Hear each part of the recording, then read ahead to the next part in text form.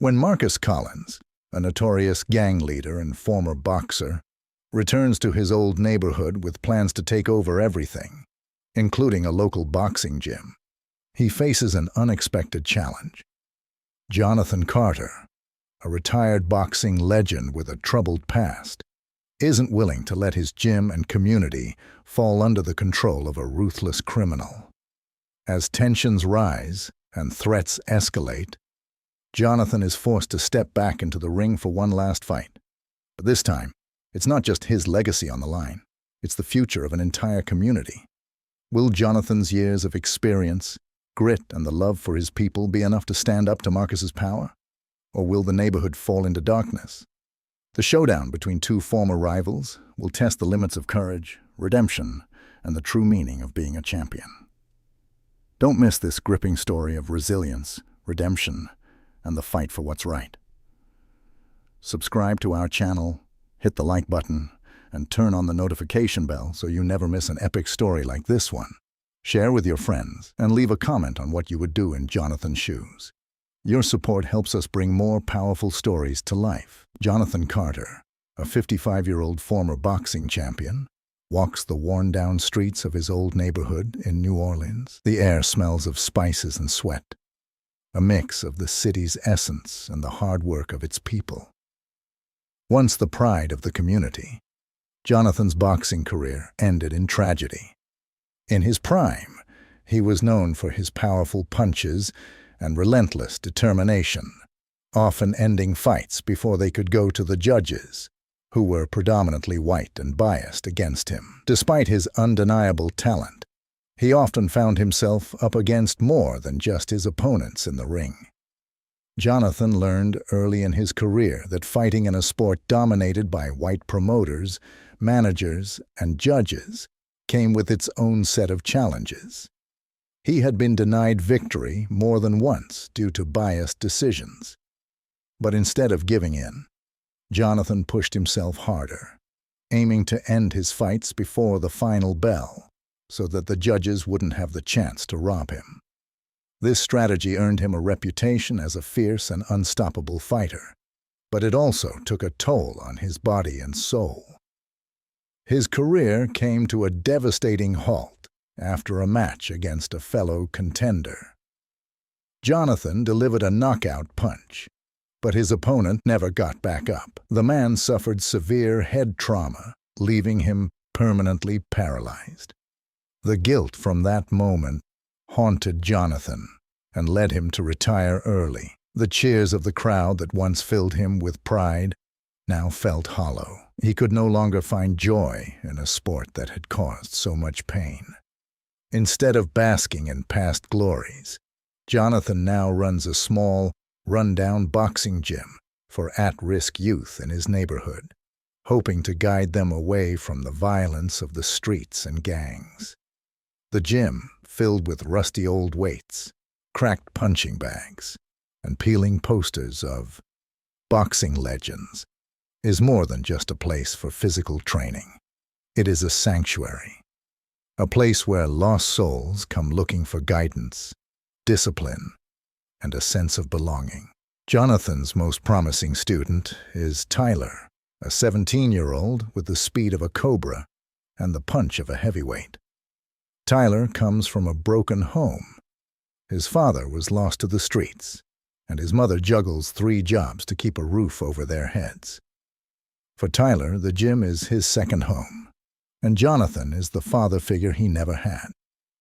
Jonathan sees himself in Tyler's raw talent and burning ambition, but he also sees the same anger and recklessness that nearly destroyed him in his youth.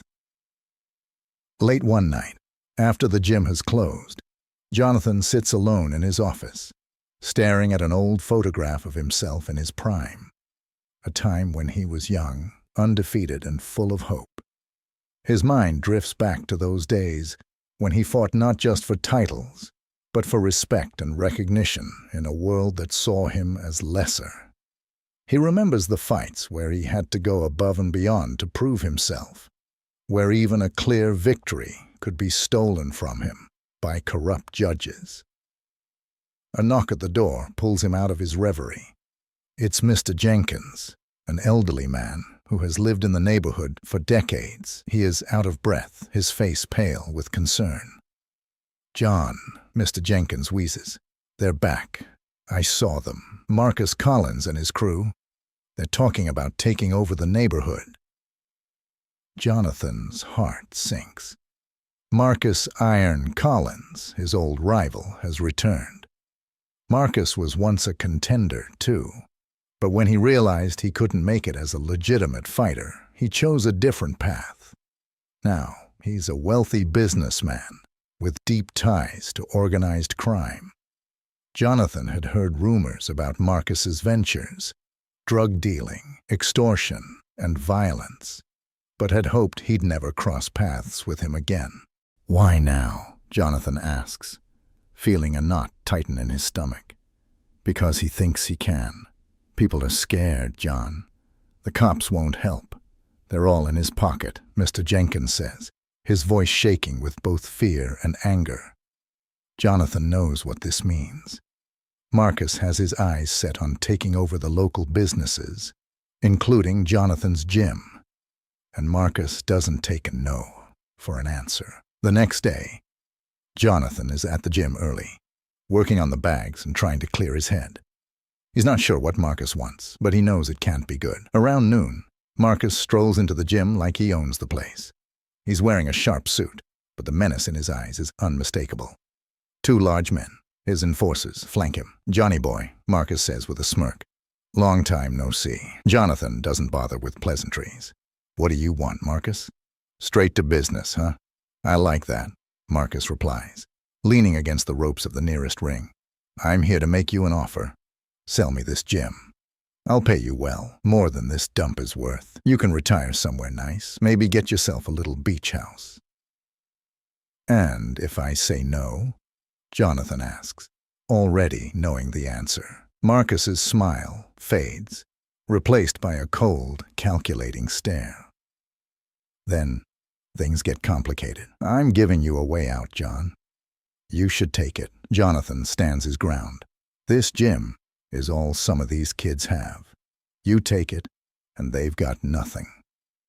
Marcus shrugs. "That's not my problem. You know how this works. You got until the end of the week to decide." With that, Marcus turns and leaves, his goons trailing behind him. As they walk out, one of them tips over a weight rack, sending dumbbells crashing to the floor. Jonathan watches them go, his jaw clenched and his fists trembling with anger. The days that follow are filled with tension. Jonathan can feel the weight of Marcus's threat bearing down on him. He doesn't want to see his neighborhood fall under the control of a man like Marcus. But he also knows that standing up to him could mean risking everything. Marcus starts sending his men around to intimidate the local businesses, reminding everyone who's in charge. Tyler and the other kids at the gym notice the change in Jonathan. He's quieter, more withdrawn, and there's a new fire in his eyes. Tyler, always the curious one, confronts him one day after practice. "Coach, what's going on? Why are you so tense?" Tyler asks. Jonathan sighs, wiping sweat from his forehead. "It's complicated, kid. Let's just say some people are trying to take what's ours. Then we fight back," Tyler says, his eyes burning with the same intensity Jonathan once had. Jonathan shakes his head. "It's not that simple, Tyler. Sometimes fighting back makes things worse." "But we can't just roll over," Tyler insists. "You taught us that." Jonathan looks at Tyler and sees himself. The same drive, the same defiance. He knows Tyler is right, but he also knows what's at stake. The last thing he wants is for these kids to get caught up in a war they can't win. That night, after everyone leaves, Jonathan stays behind in the gym, shadowboxing in the dim light. His mind is a whirlwind of memories and emotions. His glory days, the accident that ended it all, the faces of the kids who look up to him. He knows he can't let Marcus win, but he also knows he can't do it alone. He thinks back to the days when he had to fight tooth and nail, not just to win, but to prove that he could overcome the bias of the judges. He remembers how he would push himself beyond exhaustion, aiming to knock his opponents out cold so that no one could steal his victory. Those were hard days, but they made him who he is, a fighter in every sense of the word. 2 days later, Marcus returns. This time, he doesn't bother with pleasantries. "I've thought about your offer," Jonathan says, before Marcus can speak. And Marcus raises an eyebrow. "I'll fight you for it," Jonathan replies, his voice steady and unwavering. Marcus laughs. "You've got to be kidding me. You're old, John. You can barely throw a punch anymore." "Maybe," Jonathan says, stepping closer. "But I'm still here, and I'll fight you. One last time. If I win, you leave this neighborhood and never come back. If you win, you get the gym and whatever else you want." Marcus thinks for a moment, then grins. "All right, Johnny boy, you're on. But let's make it a real show. We'll do it in front of the whole neighborhood. Let them see their hero get beaten one last time." Jonathan nods. "Deal. But remember, Marcus, this isn't just about me. This is about all of us." As Marcus leaves, Jonathan feels a strange mix of fear and determination. He knows he's out of shape, past his prime, and facing a man who's younger and stronger, but he also knows that he has something Marcus doesn't: a purpose. This fight isn't about pride or revenge. It's about saving his home and the people he cares about. Word spreads quickly through the neighborhood about the upcoming fight. Some are skeptical, others excited, but everyone understands what's at stake. Jonathan's old friends, including his former coach Louis, and a few retired fighters who used to train with him, rally to help. They know this isn't just about boxing. It's about standing up to a bully who's terrorized their community for too long. Louis, now in his 70s, but still sharp, starts working with Jonathan daily. "You've got to get your wind back, John," he says. "You've got to dig deeper than you ever have." Jonathan pushes himself harder than he has in years. Early morning runs through the streets, weight training and endless rounds on the bags. His body aches and his lungs burn, but he doesn't stop. Tyler and the other kids join in, cheering him on, running alongside him, and even sparring with him to keep him sharp. They study tapes of Marcus's fights, analyzing his moves, his weaknesses. Jonathan knows he can't rely on the judges. He has to aim for a knockout, just like in his younger days. This fight has to end decisively, or it could spell disaster, not just for him, but for the whole community. One evening, after a particularly grueling session, Tyler pulls Jonathan aside. "Coach, you're doing this for us, aren't you?" Jonathan nods. "And for you, especially Tyler. I don't want you to grow up in a place run by people like Marcus." Tyler's eyes well up, but he quickly blinks away the tears. "Then, let's make sure you win, Coach." The day of the fight arrives. The old stadium, long abandoned, is filled with people. It's a mix of fear, hope, and excitement. Everyone knows that today could change their lives. The local media has caught wind of the story, adding even more tension to the already electrified atmosphere. Jonathan and Marcus enter the ring, and the crowd erupts. They're both wearing their old trunks, Jonathan in his faded red, Marcus in his blue and gold. They glare at each other from across the ring, and Jonathan feels the weight of every punch he's ever thrown, every fight he's ever fought. The bell rings, and they move toward each other. Jonathan starts cautiously, using his footwork to stay out of Marcus's reach, but Marcus is relentless, throwing heavy blows that force Jonathan to cover up. The first few rounds are brutal, with Marcus landing more shots, but Jonathan is holding his ground. By the middle rounds, Marcus begins to slow, and Jonathan sees his chance. He starts working the body, landing hooks to the ribs and jabs to the face. The crowd is on its feet, shouting, screaming for Jonathan to keep going. He feeds off their energy, finding strength in their voices. By the final round, both men are exhausted. Blood drips from cuts above their eyes, and their bodies are bruised and battered. Jonathan knows he has to end it here. His legs are weak, and his arms feel like lead. But he digs deep, remembering why he's here. Tyler, the kids, the community. He throws a series of combinations that catch Marcus off guard, and for a moment, Marcus stumbles. Jonathan sees his opening and unleashes everything he has left in a flurry of punches. Left, right, left. Marcus's guard drops, and Jonathan lands a clean uppercut. Marcus falls to the canvas, dazed. The referee starts the count. 1, 2, 3. The crowd holds its breath. 8, 9, 10. Marcus doesn't get up. The stadium erupts in cheers, people flooding the ring, lifting Jonathan on their shoulders.